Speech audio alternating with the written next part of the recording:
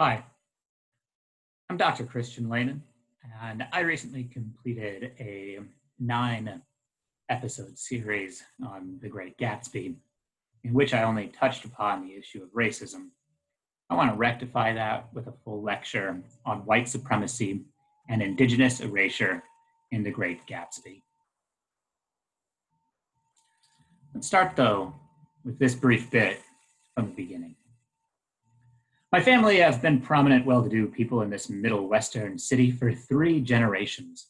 The Carraways are something of a clan, and we have a tradition that we're descended from the Dukes of Buccleuch. But the actual founder of my line was my grandfather's brother, who came here in 1851, sent a substitute to the Civil War, and started the wholesale hardware business that my father carries on today. I graduated from New Haven in 1915. Just a quarter of a century after my father, and a little later, I participated in that delayed Teutonic migration, known as the Great War. I enjoyed the counter-raid so much that I came back restless.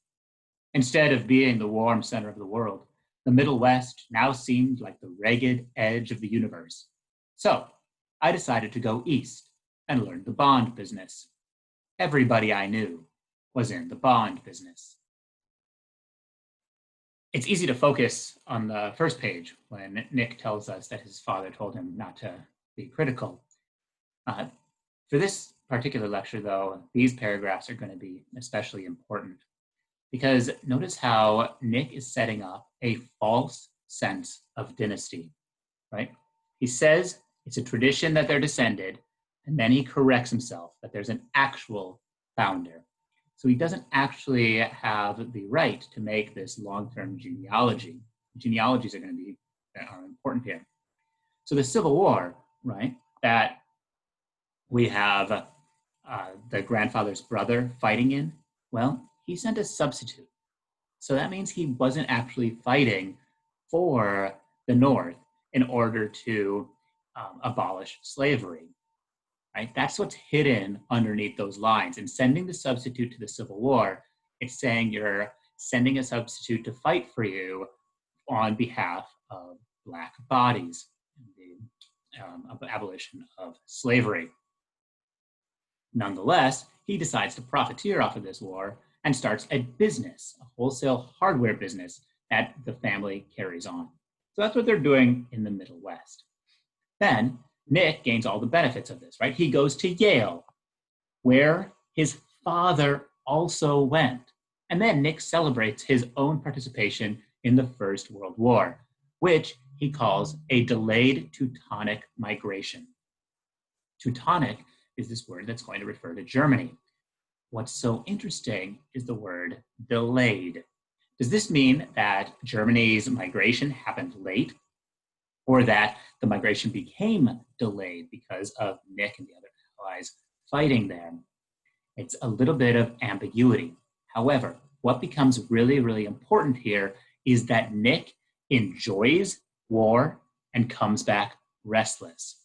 All right, there's this idea that one of the reasons why America has been involved in serial wars for so long is because it displaces its internal racism on exterior forces. And Nick needs to do something with that energy. And he's restless, right? But it's this kind of restlessness that also involves violence, and he needs to displace that energy somehow. And so we have this place that should be a warm center. And of course, this is already American-centric, right? The idea that the center of the world is the center of America is where Nick is. But it's now a ragged edge. The idea of the ragged edge refers to frontierism, a myth that America's expansion in Manifest Destiny is to go west. And we're going to see that in a little bit. But Nick actively goes against that. Instead, he tries to return to the center of civilization, which is a problematic term that we're about to talk about. And he goes east and learns the bond business. Now, this is really important. His father's in the hardware business, right? His dad's involved in a business that includes the hands and building. Bonds, though, are the economic staple of capitalism, and it's the transfer of funds that don't actually exist, right? This is your early stockbroker. He's getting involved in something that's not tangible, but especially he's getting involved in the function of capitalism. And one of the main tools of capitalism is to keep others in debt. So let's start here with part one and the fundamentals of white supremacy in the Great Gatsby. And it will come as no surprise to you that that means we're going to start with Tom Buchanan and Tom Buchanan's library. This is Nick speaking. You make me feel uncivilized, Daisy. I confessed on my second glass of corky, but rather impressive claret. Can't you talk about crops or something? Civilization's going to pieces, broke out Tom violently. I've gotten to be a terrible pessimist about things. Have you read The Rise of the Colored Empires by this man, Goddard? Why, no, I answered, rather surprised by his tone. Well, it's a fine book, and everybody ought to read it. The idea is, if we don't look out, the white race will be utterly submerged. It's all scientific stuff. It's been proved. This fellow has worked out the whole thing. It's up to us, who are the dominant race, to watch out, or those other races will have control of things. The idea is that we're Nordics. I am, and you are. And we've produced all the things that go to make civilization. Oh, science and art and all that. Don't you see? We'll come back to some of this in a little bit, but I want to point out a couple of things. Let's focus here on this word uncivilized. In a moment, I'm going to talk about the problems of the term civilization and the false binary it creates with barbarism. But Nick tries to say he feels uncivilized, but then he offers an opinion about the wine. One of the staples of educated elite is taste, and especially the ability to talk about wine. And here, as an aside, Nick winks at the audience and is like, hey, I'm just playing here. And then he puts on a false front of, oh, I'm from the Midwest. Gee, shucks, let's talk about crops. Again, that's going to be a problem. But one of the things that crops has to do with civilization is this kind of myth where once people started no longer being nomadic, then they were planting their crops, and that's what led to like the creation of cities, etc. It's a false narrative of urban development. But Tom picks up on the word civilized and breaks out, and he tells us he's reading this book that doesn't actually exist, but it's based on others that do, The Rise of the Colored Empires. And this is a work of fundamental white supremacy, because what it does is it says, hey, the whites are the superior race and they're being threatened by others. And so this is a book that Tom is going to hold very close to his heart, and he's going to call it scientific. However, right before he calls it scientific, he uses a very interesting word. He says it's going to be submerged. And why this is an interesting word is it's related to fears from the Old Testament, and specifically Noah's flood. This is a concept that's called diluvian, right? Having to do with floods. So there's antediluvian before the flood and post-diluvian after the flood. And Tom is saying, hey, even though God promised a covenant that people would not be destroyed, well, with this rise of the colored empires, that covenant is going to be broken and we will be submerged. We will be drowned again. None of this, of course, has been proven, right? This is all kind of the dog whistling rhetoric of white supremacy. And he continues, it's up to us who are the dominant race. Well, made dominant by whom? This is another one of these myths. Oh, God made the white race to dominate. That's not true. That's not the case. And he continues, the idea is that we're Nordic. So suddenly we're set in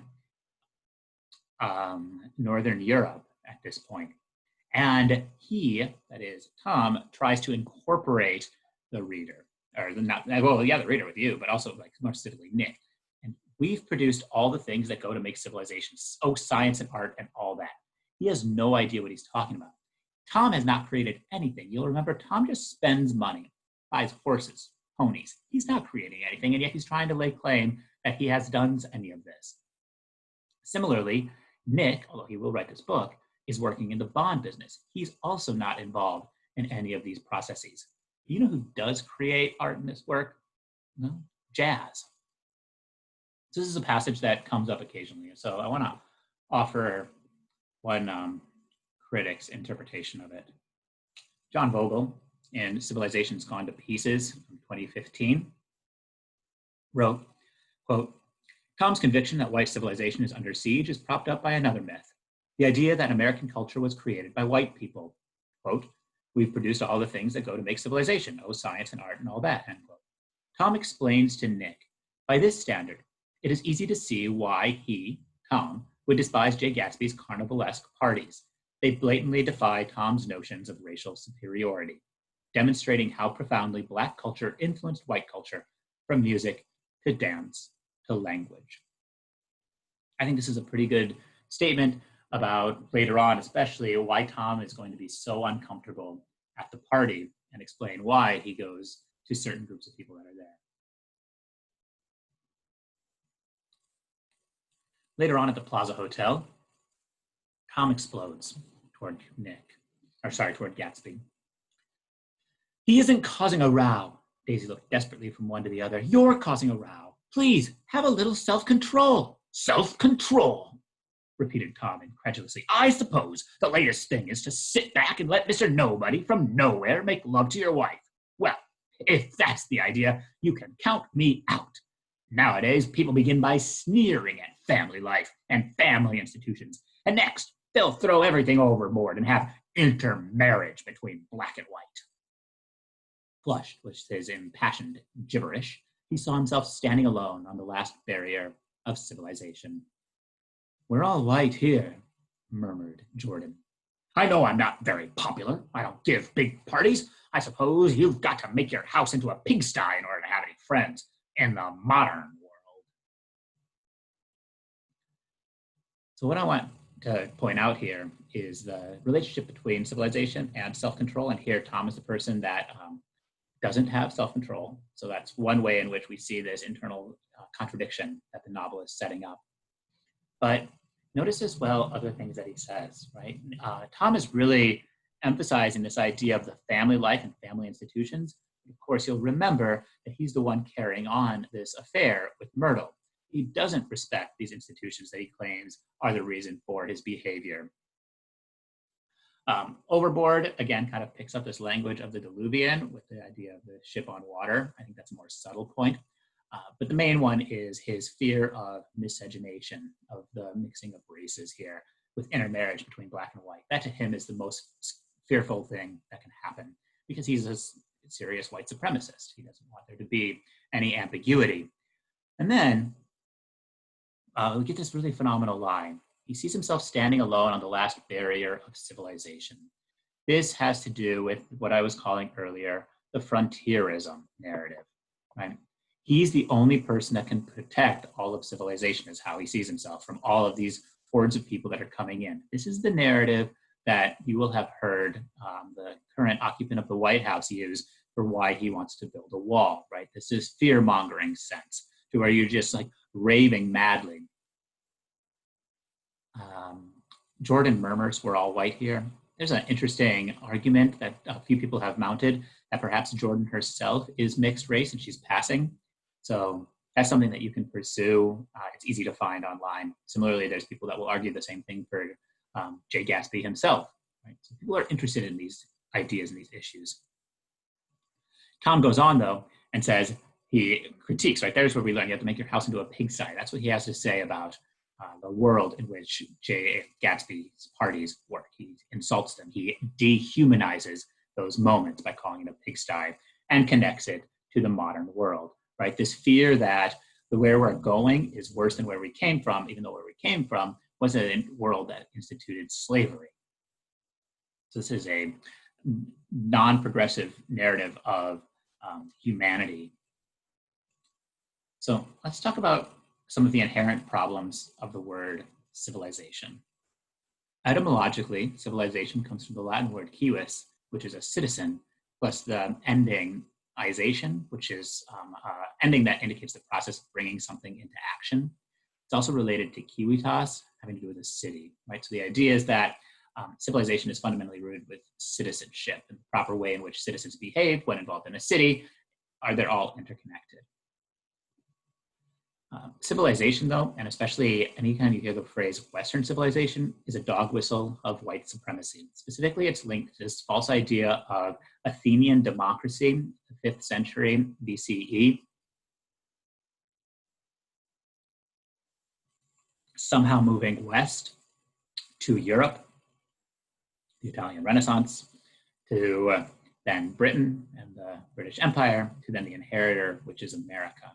Right? None of this is a true narrative of history. It's a false sense of narrative that elides global history and any other kind of understanding of the world. So whenever you hear somebody decrying a collapse of civilization, you should press them about what they mean. Notice how nobody really presses Tom on what his information, and we see how vacuous his statements are. And then civilization creates a false binary with barbarism, right? There's a sense that, oh, we need to stand up for civilization because everybody else is barbarians. And so that's why people that are civilized will wage serial wars on other countries that have healthcare, treat their citizens well, aren't putting the police in the street to attack innocent bystanders and protesters, right?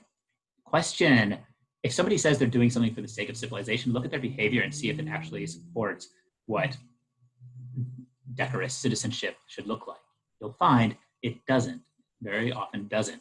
People that are barbaric disguise their barbarism behind cries of civility.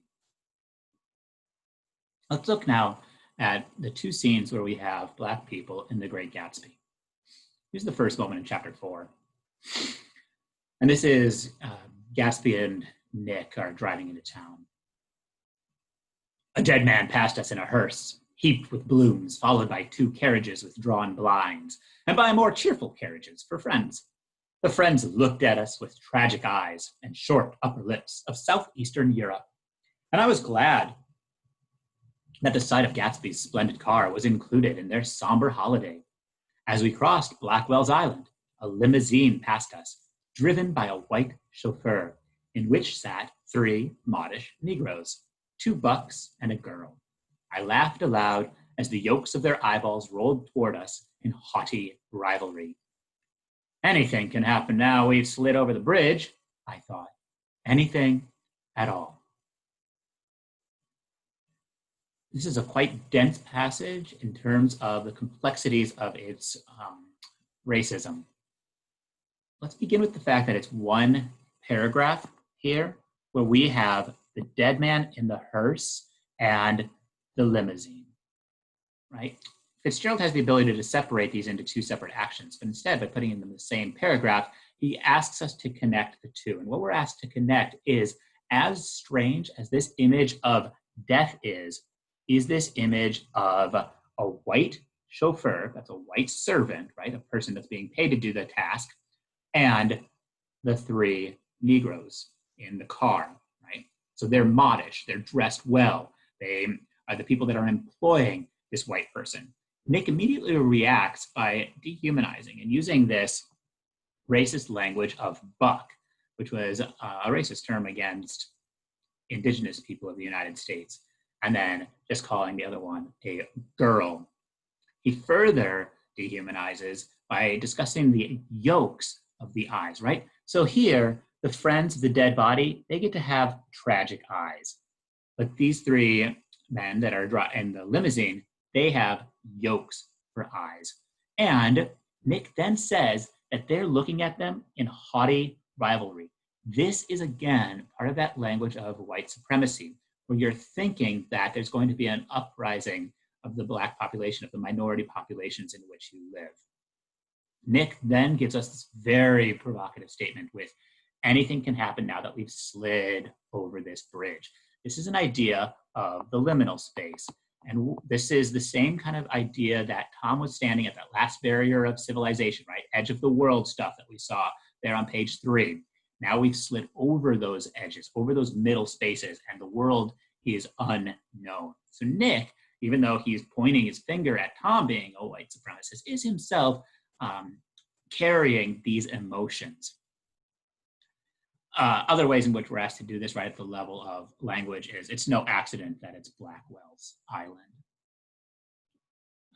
So the more relevant one that one's pretty relevant, but there's a more subtle one that gets talked about quite a bit more. So there was a witness to the car that hit Myrtle.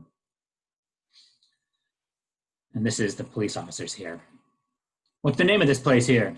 demanded the officer. "Hasn't got any name." A pale, well-dressed Negro stepped near. "It was a yellow car," he said. "Big yellow car, new." "See the accident?" asked the policeman. "No, but the car passed me down the road, going faster than 40, going 50, 60. Come here and let's have your name. Look out now, I want to get his name." Some words of the conversation must have reached Wilson, swaying in the office door. For suddenly a new theme found voice among his gasping cries. "You don't have to tell me what kind of car it was. I know what kind of car it was." Watching Tom, I saw the wad of muscle back of his shoulder tighten under his coat. He walked quickly over to Wilson and, standing in front of him, seized him firmly by the upper arms. "You've got to pull yourself together," he said with soothing roughness. Wilson's eyes fell upon Tom. He started up on his tiptoes and then would have collapsed to his knees had not Tom held him upright. "Listen," said Tom, shaking him a little. "I just got here a minute ago from New York. I was bringing you that coupe we've been talking about. That yellow car I was driving this afternoon wasn't mine. Do you hear? I haven't seen it all afternoon." Only the Negro and I were near enough to hear what he said, but the policeman caught something in the tone and looked over with truculent eyes. "What's all this?" he demanded. So before I share my own thoughts about this, I want to go through some things that some others have said. John Coelty, in a really fine essay, points out that, quote, "This may symbolize Fitzgerald's sense of Black people as witnesses to white society's tragic betrayal of the American dream." Right? Why is it that we have this pale, well-dressed Negro that's here? Well, it's for him to start making a statement and then not finishing that statement. More interestingly, though, is Ralph Ellison, who, in addition to having written Invisible Man and other fictional works, was a great essayist. In a really striking piece called "The Little Man at Chuha Station, the American Artist and His Audience," Ralph Ellison theorizes about the role of American art and American artists. One of the things that he comes up with is, he tells a story where a teacher of his told him, and every time you're performing, there's always going to be a little man behind the counter. And he's going to know more than you. He's going to recognize if you're doing a good job or not. So don't ever just phone in a performance. So that's when this phrase, "a little man," comes up in what I read, that's what that's referring to. So he writes in a striking two paragraphs, quote, "It is enough that the artist, above all the novelist, dramatist, poet, forge images of American experience that resonate symbolically with his own ubiquitous presence. In The Great Gatsby, Nick Carraway tells us, by way of outlining his background's influence upon his moral judgments, that his family fortune was started by an Irish uncle who immigrated during the Civil War, paid a substitute to fight in his stead, and went on to become wealthy from war profiteering. Enough said. This takes hardly a paragraph.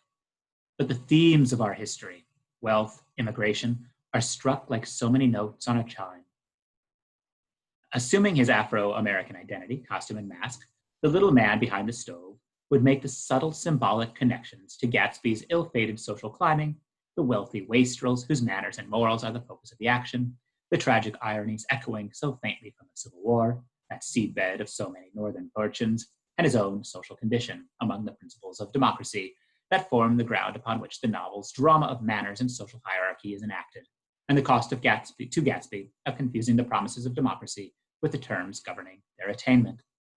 In so doing, the little underground outsider would incorporate the insider-outsider Gatsby experience into his own, and his own into Gatsby's, a transposition that Gatsby would probably have abhorred, but one that might have saved his life. So here, one of the things that Ellison's pointing out is that even though this seems to be about white people and social climbing, there also deals with themes that the African-American experience identifies with as well. But he then goes on and says in a very striking way, quote, "How ironic it was that in the world of The Great Gatsby, the witness who could have identified the driver of the death car that led to Gatsby's murder was a Black man whose ability to communicate, and communication implies moral judgment, was of no more consequence to the action than that of an ox that might have observed Icarus's sad plunge into the sea." This, by the way, is not intended as a criticism of Fitzgerald, only to suggest some of the problems and possibilities of artistic communication in the USA. Just as an aside, look at the ease with which Ellison includes this mythological allusion to Icarus plunging into the sea, which in turn is an allusion specifically to Bruegel's painting of that. But what I want to point to here is how Ellison has also linked up that the witness is a Black man, right? But it's not a consequential witness, except he's going to also hear what happens. So I want to re-look at something. Okay, here. Right here.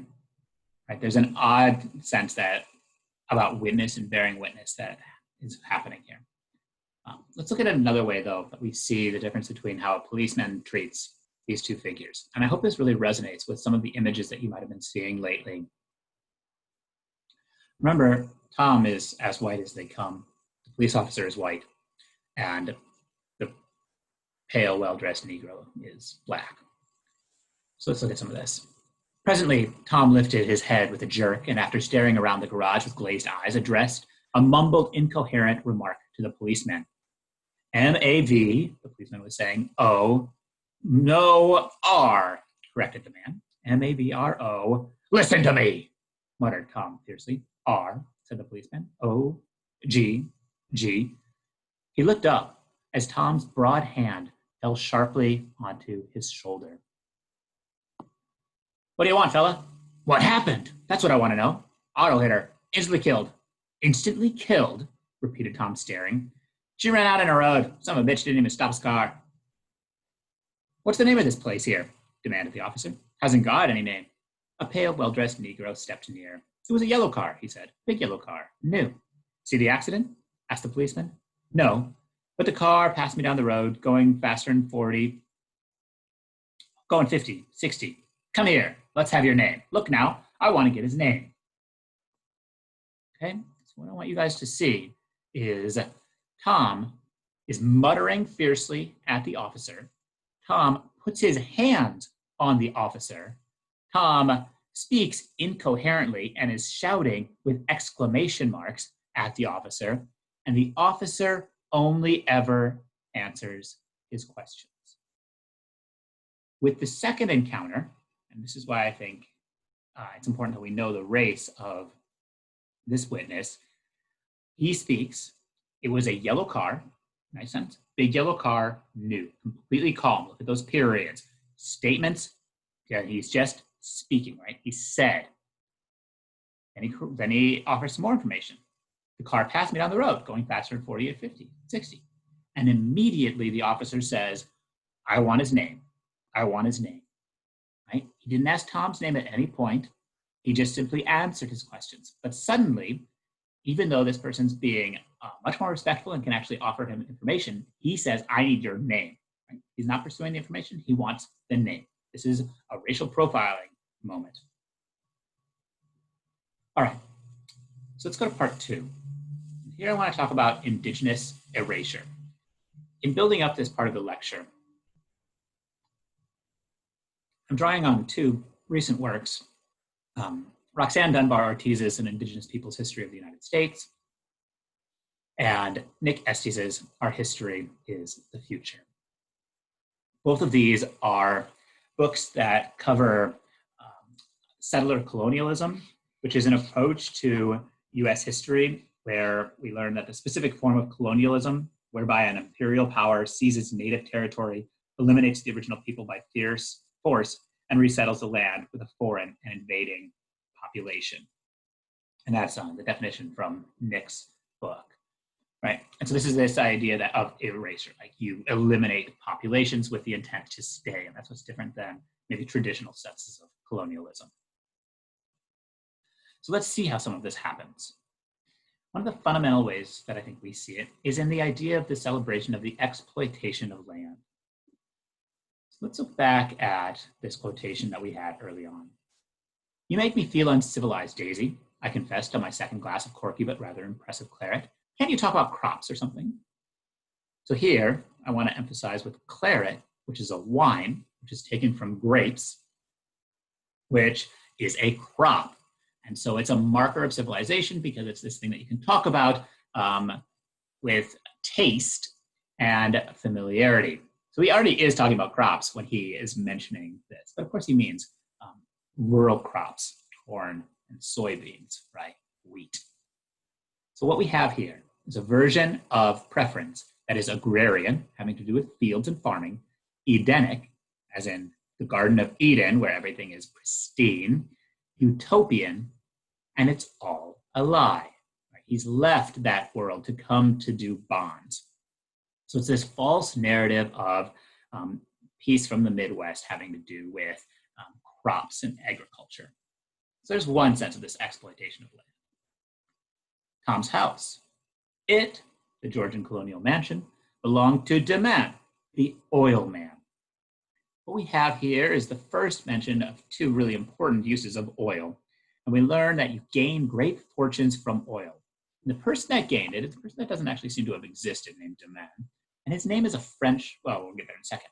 What we have here is a domestic genealogy of white supremacy. The colonial mansion, right? Back from the colony times, which is back from when you had slaves, that's survived through. And Tom is like saying, hey, it belonged back then, and then it went to this person that exploited the land through oil, and that was demand, and now it's going to me, right? I'm part of this genealogy of white supremacy, and that has to do with extractive processes, right? Extraction is when you remove things from the ground, often without thought of consequence of what happens. We live in a world of global warming, which is a function, like has resulted as a result of uninhibited extraction from the land. Demand, though, is also French for tomorrow. And so there's this idea of a false sense of futurity relying on technology and unregulated exploitation of the land. So there's a lot that's happening there with Tom's house. In chapter 5, Tom Gatsby corrects himself when he's being challenged about where his money comes from. Oh, I've been in several things, he corrected himself. I was in the drug business, and then I was in the oil business.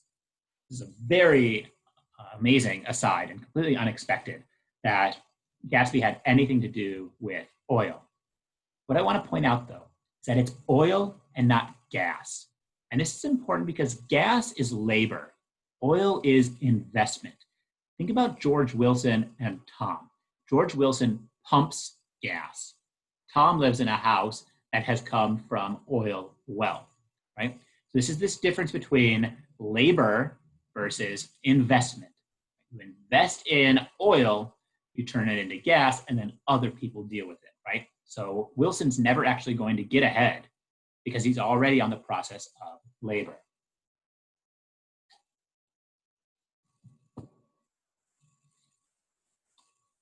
Let's go back to this idea of Gatsby's money being perhaps from oil and what that might mean. At the Plaza Hotel, there's this confrontation.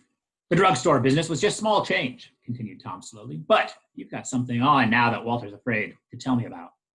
I glanced at Daisy, who was staring terrified between Gatsby and her husband, and at Jordan, who had begun to balance an invisible but absorbing object on the tip of her chin.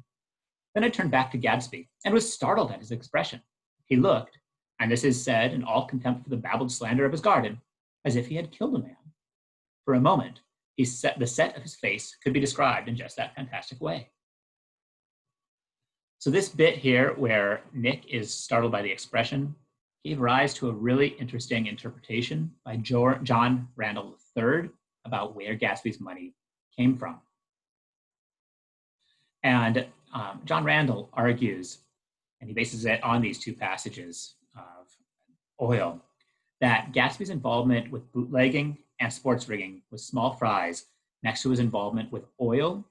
And then he later makes a connection with the contemporaneous Teapot Dome affair, which was a scandal involving Harding's cabinet making various nefarious deals around the price of oil. So essentially it was oil speculation and price gouging. People made millions and millions and millions of dollars overnight in this scheme. So Randall has a really provocative argument that makes this connection. And I think there's a lot there, especially because of this argument that I'm trying to do about exploitation of land. And I think we're invited to make this jump Because of Gatsby's model, right? Because he's not the first person to have benefited from land. Because before oil, what did people get from land? Minerals. Who was the great person to extract minerals? Dan Cody. Cody was 50 years old then, a product of the Nevada silver mines, of the Yukon, of every rush for metal since '75. The transactions in Montana's copper that made him many times a millionaire found him physically robust, but on the verge of soft-mindedness. And suspecting this, an infinite number of women tried to separate him from his money. The none too savory ramifications by which Ella Kay, a newspaper woman, played Madame de Maintenon to his weaknesses and sent him to sea in a yacht, were common knowledge to the turgid journalism of 1902. So the references that we have here are the Nevada silver mines, the Yukon, which is in Canada, refers to the Klondike gold rush, and then in Montana, copper. Right? So Dan Cody's fortune comes from the extraction of resources from the earth. The thing that's not mentioned here at all is how do you get to these lands? Well, you have to displace the indigenous populations, right? 75 is going to be a key word because it's like a specific date that's involved with a massive amount of, all right, so Civil War ends in 65. What do you do with all of those soldiers that are used to fighting on behalf of racism, right? Especially soldiers from the Confederacy? Well, you send them out to attack other races. So you send them to the West to fight Native populations. Right? This is just one of the things that you can do to displace part of that energy. And a lot of this is coming from a recent book by Garden called The End of Myth, which is about this idea of frontierism being a displacement of energies of racism. So, but then what we get, right? So that's what's happening is we have this erasure of the indigenous because they have to be displaced in order to exploit their land. Same thing with like treaty negotiations that get rendered null is because people want what's on that land. You might think of the Black Hills Treaty there. Gatsby then, or not Gatsby, sorry, Fitzgerald transitions this though to continue to elide that indigenous displacement by turning the blame into misogyny against Ella Kay, right? Oh, Dan Cody deserves to have all of this money. He's the one that properly worked hard to get it when really he's just benefiting off of the settler colonial state. And then he says, well, and now women are trying to take it from him. So we have this kind of shift toward a misogynistic approach, which also is probably linked to suffragette agitation. So it's really a lot's happening here, all of which works to displace culturally and intellectually and literally the native population of Turtle Island. We have an explicit moment of this with Dan's yacht. Dan's yacht is called the Tuolumne, which is in turn a bastardization of the Tuolumne, which is a river in the California Sierra Nevadas, which itself comes from the indigenous word Kalmalalamne. Apologies for any pronunciation. This river was a major source of gold during the California gold rush. So Dan has literally named his yacht improperly after a river that gave great wealth that was involved in the displacement of indigenous populations. All right. So in light of this, let's reconsider the last page. Most of the big shore places were closed now, and there were hardly any lights except the shadowy moving glow of a ferry boat across the sound. And as the moon rose higher, the inessential houses began to melt away, until gradually I became aware of the old island here that flowered once for Dutch sailors' eyes. A fresh, green breast of the new world. Its vanished trees, the trees that had made way for Gatsby's house, had once pandered in whispers to the last and greatest of all human dreams. For a transitory, enchanted moment, man must have held his breath in the presence of this continent, compelled into an aesthetic contemplation he neither understood nor desired, face to face for the last time in history with something commensurate to his capacity for wonder. This passage entirely elides the fact that there were people that lived on the continent before the arrival of the Dutch or of anybody else, right? This is what's happening because he has this fantasy of historicism where the inessential houses melt away. All right, goodbye houses. I became aware of the old island that flowered once for Dutch sailors' eyes. The island only comes into existence for the Dutch sailors. There's no sense here that there were people with eyes currently living here who were not seeing it this way. But instead, the Dutch are seeing it. What do they see? They see a fresh green breast, right? Here you're involved in this idea of the maternal and the nourishing, as though it's here just for them. And we get Old Island, New World. So these Dutch are going to come and they have a new world. Well, it's somebody else's old world, right? It's people that have lived there for centuries, but none of that. And then we get an emphasis on this environmental impact on the European settler colonials. It's vanished trees, right? Those trees, they made the way for Gatsby's house. It's like they almost had this destiny to build up to someday having constructed Gatsby's house, which is the foundation of his dream. Well, those are gone. However, they have a past because they once pandered in whispers to the last and greatest of all human dreams. Are those the human dreams of the indigenous populations? No, they're absolutely not. They're the dreams of the Dutch sailors. Similarly, only the Dutch are the men that are holding their breath in the presence of this continent, and they are having an aesthetic contemplation. Think about civilization, neither understanding nor desiring, face to face for the last time in history with anything commensurate to his capacity for wonder. Again, the European settlers' capacity for wonder. This paragraph entirely aligns the actual indigenous history of the United States of America, right? The history of Turtle Island. If you're upset about anything in this book, it should be this version of Nick Carraway's idea of how the American dream, right? The whole book, you like sat in class, people were like, oh, American dream, American dream, American dream. Like, fuck that. That's not what this is about, right? That's not what's happened here. This is very much an erasure of the history of the United States in primacy for Tom's version of white supremacy. So a couple more points that I want to make, and then we'll wrap this up. Let's reconsider Nick's erasure of the obscenity. On the last night with my trunk packed and my car sold to the grocer, I went over and looked at that huge incoherent failure of a house once more. On the white steps, an obscene word, scrawled by some boy with a piece of brick, stood out clearly in the moonlight, and I erased it, drawing my shoe raspingly along the stone. Then I wandered down to the beach and sprawled out on the sand. Right, there's a lot of ways in which you can work on this interpretation. However, what I want to emphasize today is this operates in the same way that Nick has to think about the history of the United States. Right? He's erased everything. He's made it so the Dutch are the first inhabitants. There is no indigenous population, and racism is something that can be excused. And now I want to reconsider this line. Earlier in my lecture for chapter 5, I suggested that it was vacuous, that there was nothing there. And I've since rethought that, and specifically I'm rethinking it with these two images. Americans, while occasionally willing to be serfs, have always been obstinate about peasantry. At the time, I said that there's not too much difference between serfs and peasantry, and you're kind of drawing lines between the two, right? You'll remember like this image right here. This is in Michigan. These are white people that are protesting the request of the government that they wear masks and abide by social distancing in order to spread the coronavirus, right? To be good citizens. This image is from the weekend of May 28th, in which the United States police force opened fire on unarmed protesters. There's two types of America, right? This Americans, when it says it right there, that's white Americans, occasionally willing to be serfs, have always been obstinate about peasantry. It doesn't apply to the same way. You can't protest the same way. And specifically what I now realize is serfs and peasantry, which word is being left out, is slaves. Fitzgerald's not going to talk about slavery here.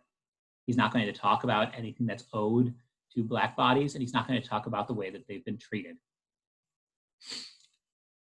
So I hope this has been a much different approach to The Great Gatsby than you might have been expecting or might have had before. I hope you continue to think about this book and rethink and challenge all of the works that you approach. So give Sherrod Brown of Ohio the last word. We live in two Americas, one where armed white protesters storm government buildings without fear, and one where peaceful people of color face tear gas for standing up against racism. When Trump says, "Make America great again," we know which America he's talking about.